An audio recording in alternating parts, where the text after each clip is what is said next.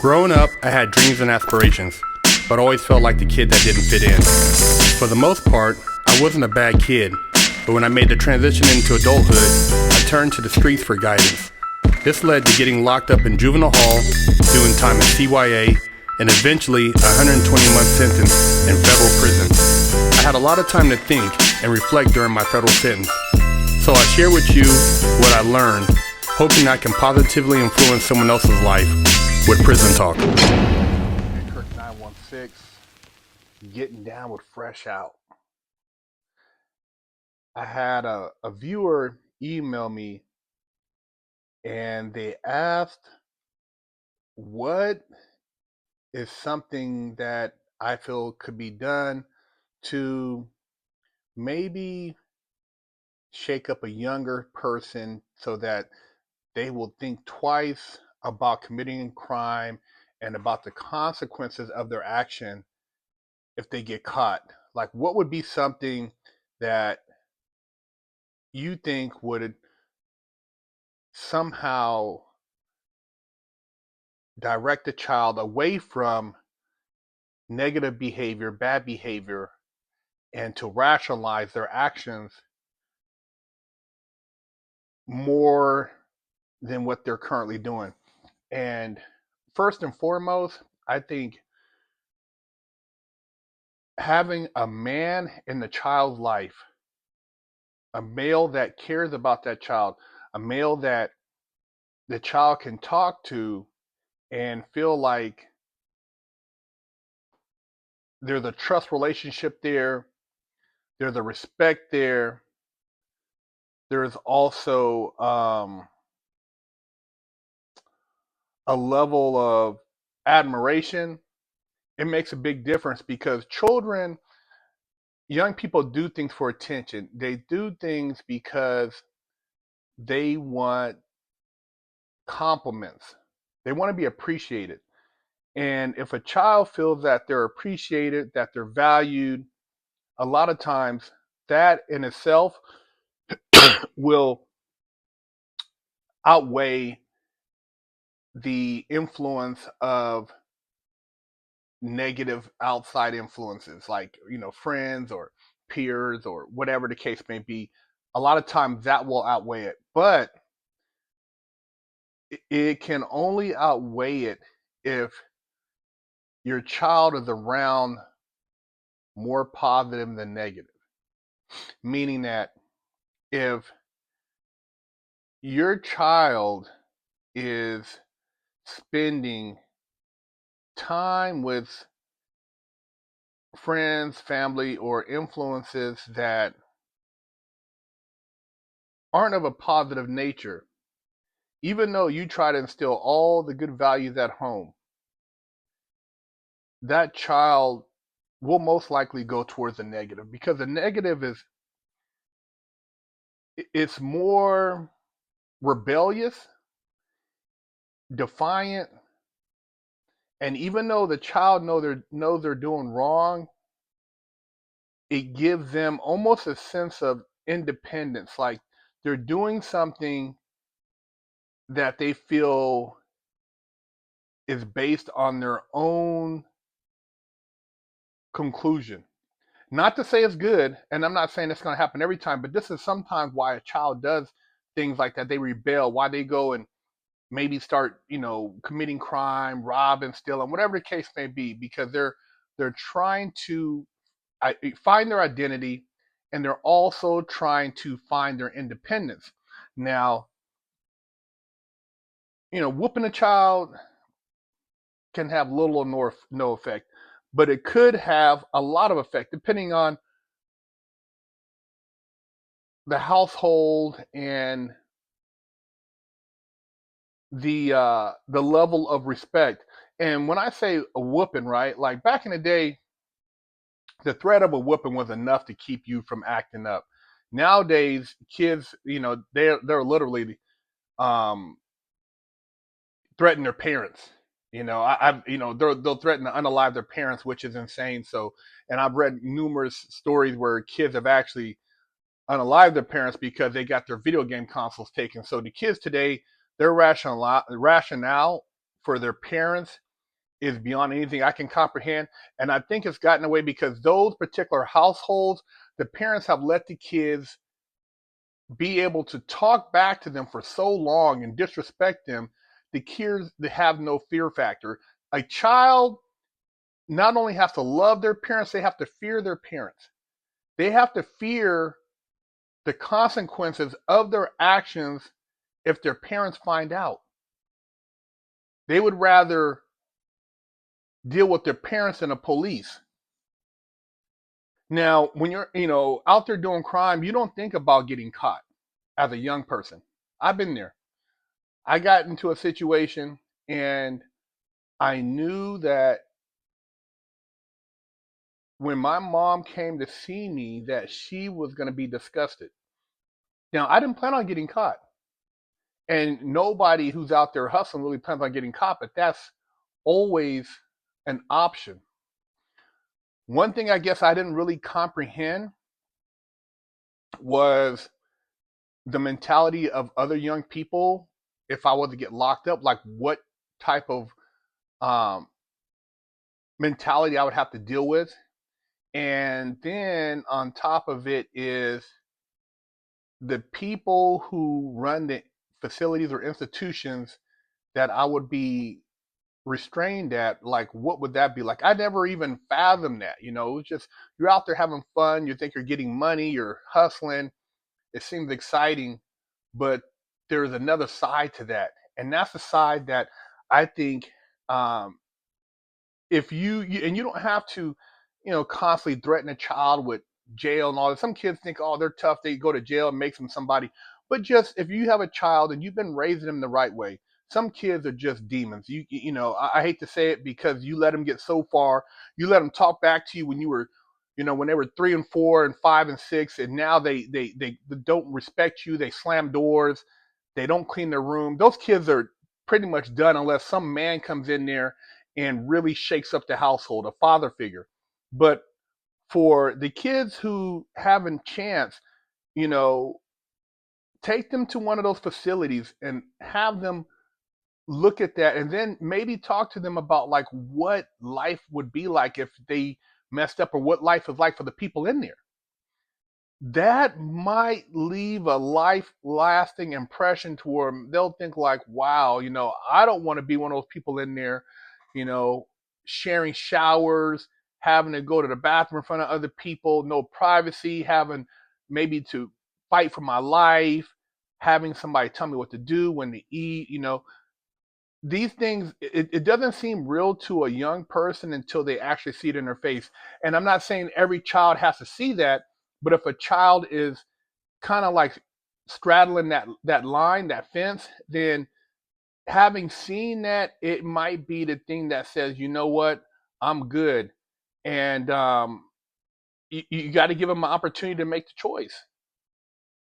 There is no perfect way for raising a child, but if you give a child at least a good arsenal of valuable tools, meaning uh, education, morals, um, you're hands on, you spend quality time. I think the best thing is talking to your child.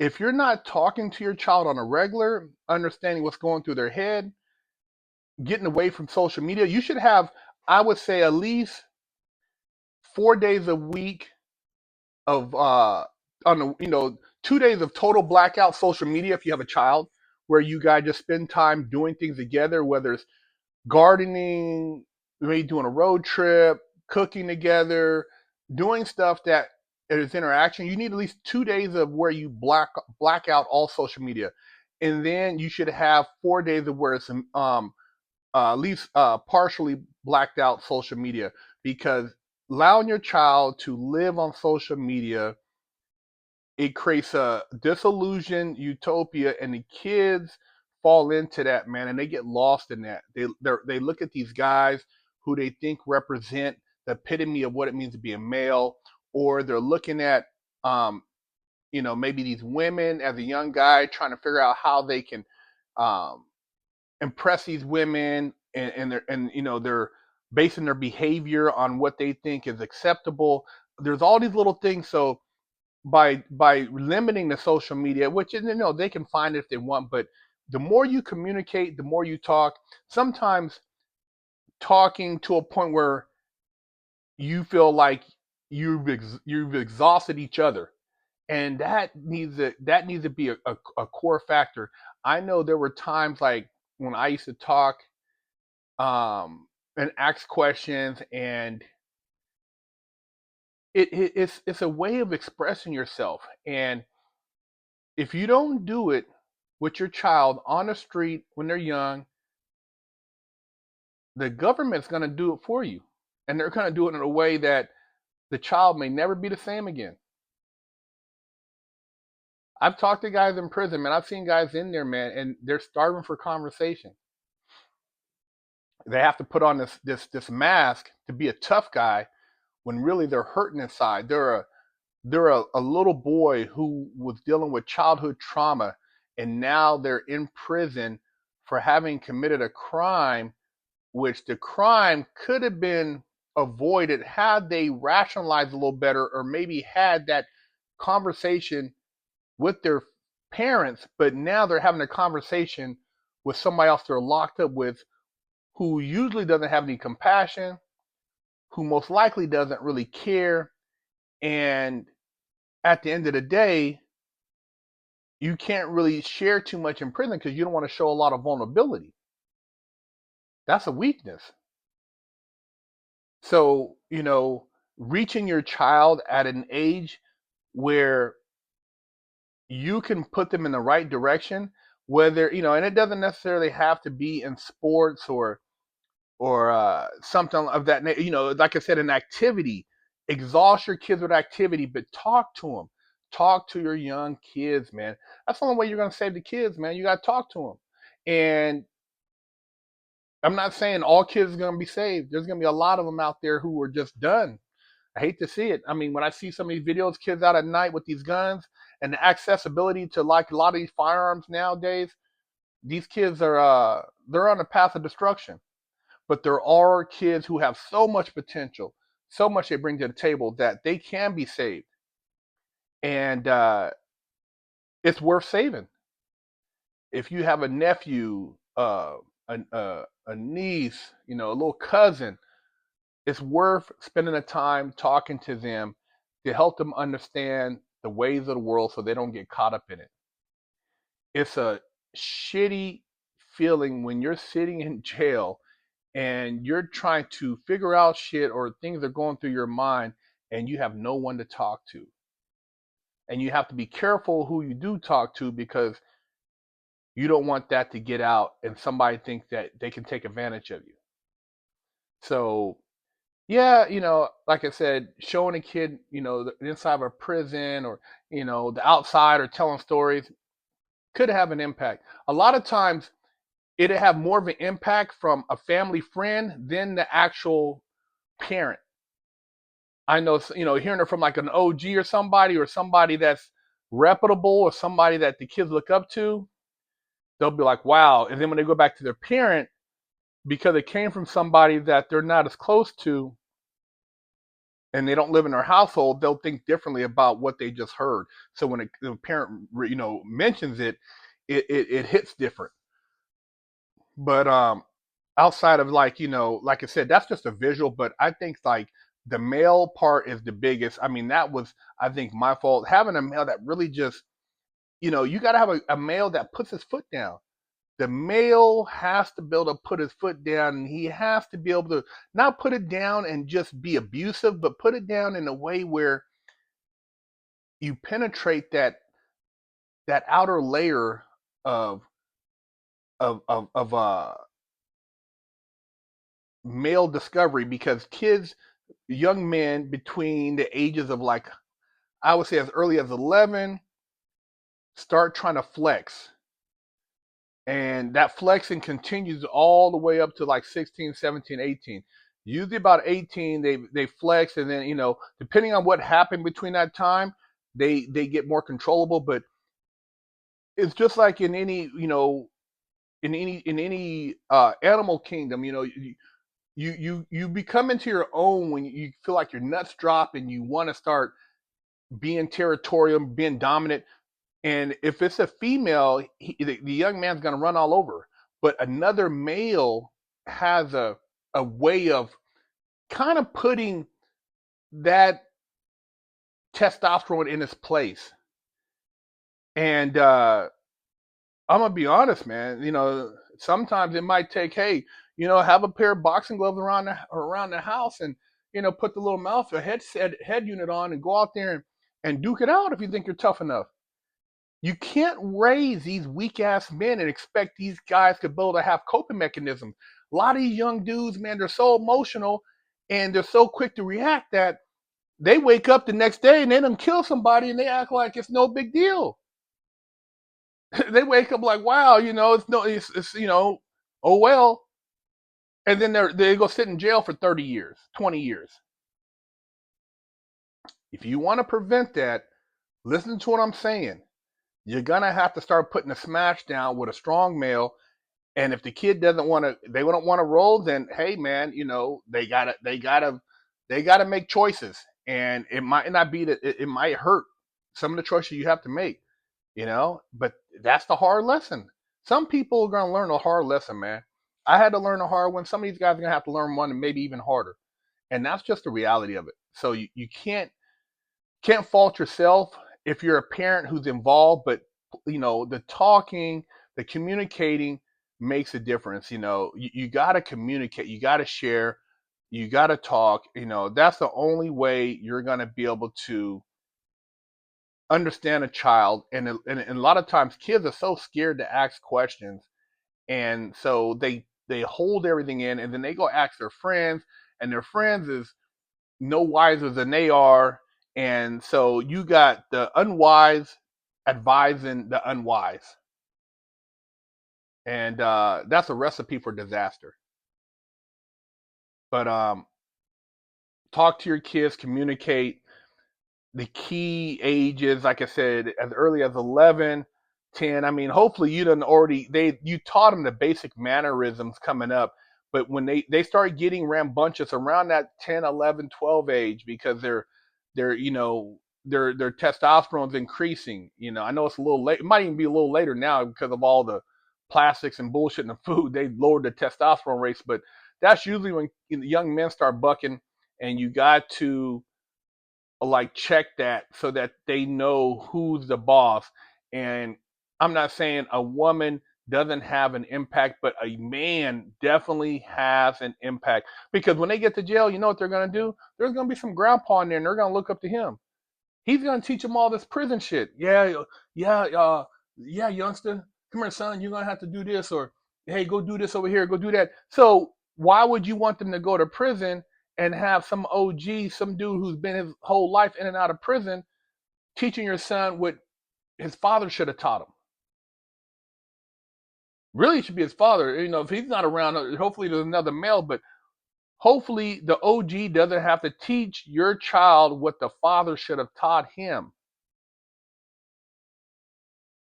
Because you get to jail, he's going to be looking for somebody to guide him. And that's usually what happens. Some youngster listens to the OG, then you got all the other youngsters in there, and then they run like wolf packs. Everybody follows each other. Very little independent thinking, because that's part of the whole culture in there is the politics. So yeah, man, talk to your kids. The scare straight stuff, the going to prison, looking at it, it might have an impact. And some kids, if they're a square, that would be enough to be like, whoa. But kids from good families get in trouble too, man. It doesn't have to necessarily be a bad family, but when you come up from a certain environment, sometimes prison or jail seems normalized, so kids aren't as they're not as intimidated by the factor of being in there. And in those kids, you have to say, well, man, look, rather than go to prison, maybe show them the other side. Maybe take them to the beach. Maybe show them what life could be, when you have success, at a high level, and know that they are just as capable of that success rather than going to prison. Because, like I said, uh, that intimidation part doesn't work on them, but knowing that you could become great, that you could become very successful, and you could, live at the beach, or do, have a great job, or just have a great life, that creates hope. And hope sometimes is enough to deter a person from committing a crime. It's hope. And a lot of people just don't have no hope, man. A lot of young kids, man, they've given up, or they just feel like, what they see is just so far removed that what they're doing is the best they can do. That's another thing, It's not all about intimidation or whooping ass. Sometimes you got it. You gotta, you need that. Get punched in the nose to have your eyes watered, to understand that that's a part of life, and not every time you take a punch, you got to kill somebody. Because that's another thing. A lot of these kids, they can't take a punch. They want to be tough guys, but as soon as something happens, they want to take somebody's life and think there's no consequence. So there's a lot, man. There's a lot that goes into it, and that's why I do, the mentoring with the young kids and talking to people, because I feel like there's so much to be covered. But we got to communicate. We got to, exposure to opportunity, and just seeing that there's more to life, man. So that's why we've been doing Fresh Out for 13 years, and not endorsing the bullshit, not glorifying prison, man. Just giving a raw, uncut perspective to hopefully save some lives.